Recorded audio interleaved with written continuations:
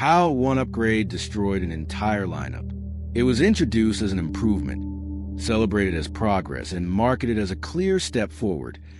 Yet within a few years, it quietly dismantled everything the brand had spent decades building, not through failure or scandal, but through success that arrived in the wrong form, at the wrong time, with consequences nobody had fully imagined.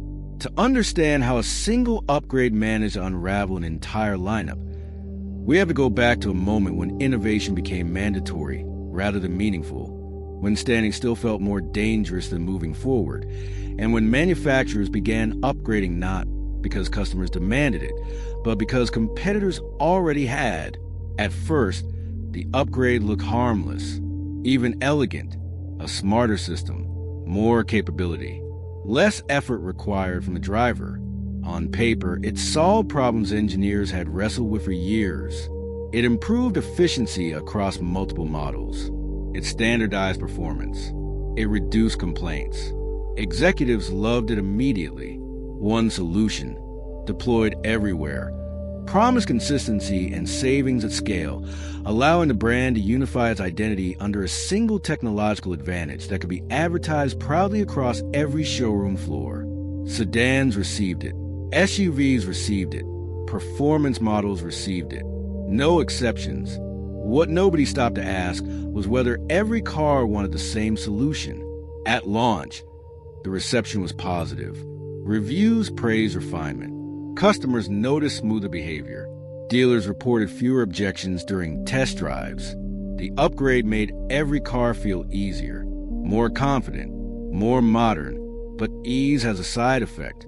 By smoothing responses, by correcting behavior invisibly, and by reducing the effort required to extract performance, the upgrade quietly began compressing the differences between models that had once felt distinct. Cars that were designed to feel playful now felt composed. Cars meant to feel raw now felt filtered. The lineup still looked diverse, but it no longer felt that way. Enthusiasts were the first to notice, though they struggled to explain it clearly. They didn't complain about speed or comfort. They complained about sameness. Every model now responded with the same tone, the same confidence, the same safety net. The upgrade had done exactly what it was designed to do, and in doing so, it had started erasing the reason customers chose one model over another in the first place. Because when every car feels equally capable, equally safe, and equally controlled, identity becomes optional. And once identity disappears, loyalty soon follows. That was the beginning of the collapse. Long before anyone was ready to admit it, the exposure came faster than leadership expected. Because once competitors sensed a weakness, they didn't copy the upgrade. They avoided it entirely, choosing instead to double down on personality, contrast, and emotional clarity. While this brand was smoothing everything into consistency, rivals were sharpening differences, making each model feel deliberately opinionated, even if that meant accepting rough edges. Customers noticed the contrast immediately. Test drives that once felt interchangeable suddenly felt revealing. One car felt calm, another felt alive, another felt demanding. Against that backdrop, the upgraded lineup felt polite, capable, forgettable. The brand had optimized away tension, and tension is what creates memory. Internally, confusion set in. Marketing teams struggled to reposition models that no longer had clear emotional anchors. Performance divisions found themselves defending cars that no longer justified their badges through feel alone. Engineers were caught in the middle. They had delivered exactly what was requested: consistency, safety, ease. But ease had become the enemy of distinction. Attempts were made to reintroduce character artificially. Drive modes multiplied. Sound profiles changed. Visual aggression increased. None of it worked.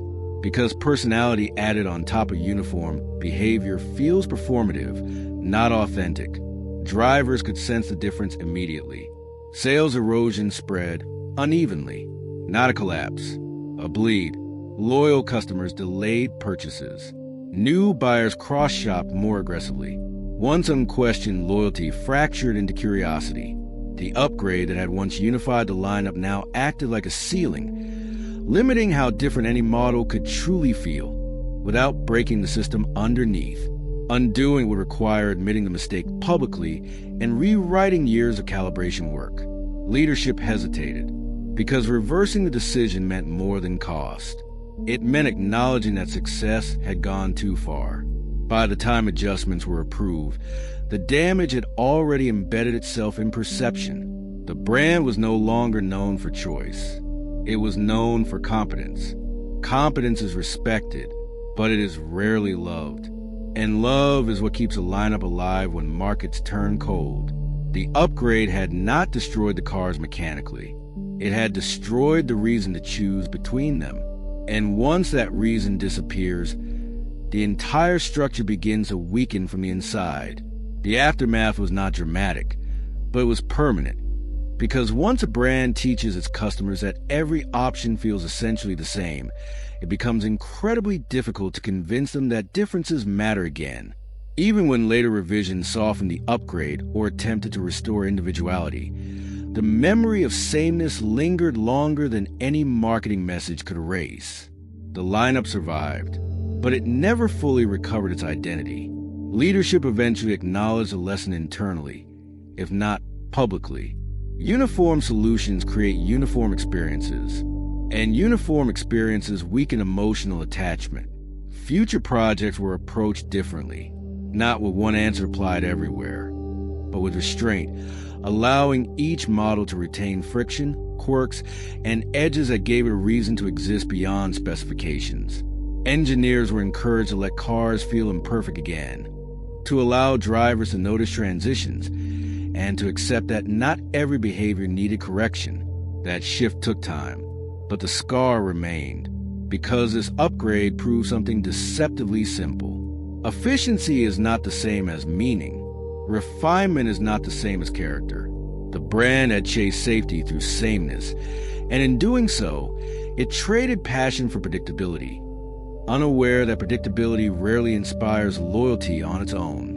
Today, this story is studied quietly across the industry, not as a cautionary tale about technology, but about restraint, about knowing when to stop optimizing, about understanding that progress must be shaped, not standardized. One upgrade didn't destroy the lineup because it failed. It destroyed it because it worked too well, everywhere, all at once. And that is why the most dangerous changes are often the ones that look like improvements on paper. Because once identity is flattened, rebuilding it is harder than building it the first time. Sometimes the smallest shift in perspective becomes the beginning of a new future. How